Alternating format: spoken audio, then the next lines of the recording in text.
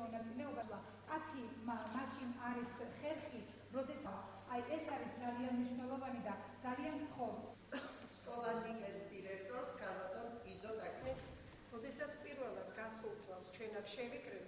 ეს გახლავთ სკოლა უნივერსიტეტის მეორე სამეცნიერო კონფერენცია, რომელიც მიზნად ისახავს სკოლისა და უნივერსიტეტის დაახლოებას, თაობათა შორის ორგანულ კავშირს, არსებით კავშირს, რომელი კავშირებიც ეყრდნობა მხოლოდ და მხოლოდ აზრის განვითარებას, იმიტომ რომ უნივერსიტეტის მთავარი მიზანი დღეს არის ღრმა აზროვნების განვითარება.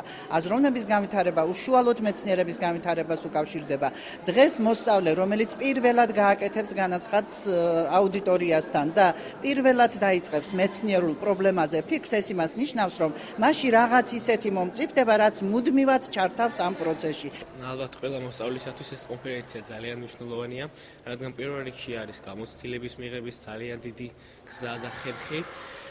ჩვენ გავაკეთეთ უნივერსიტეტის სტუდენტებთან, რამაც ხელი შეგვიწყო ჩვენს ინტეგრაციას და შეუწყო ჩვენს ინტეგრაციას და ძალიან ხელი შეუწყო ასევე ჩვენს დამეგობრებას, ჩვენ ვისწავლეთ მათთან ერთად მუშაობა, თემის წერა.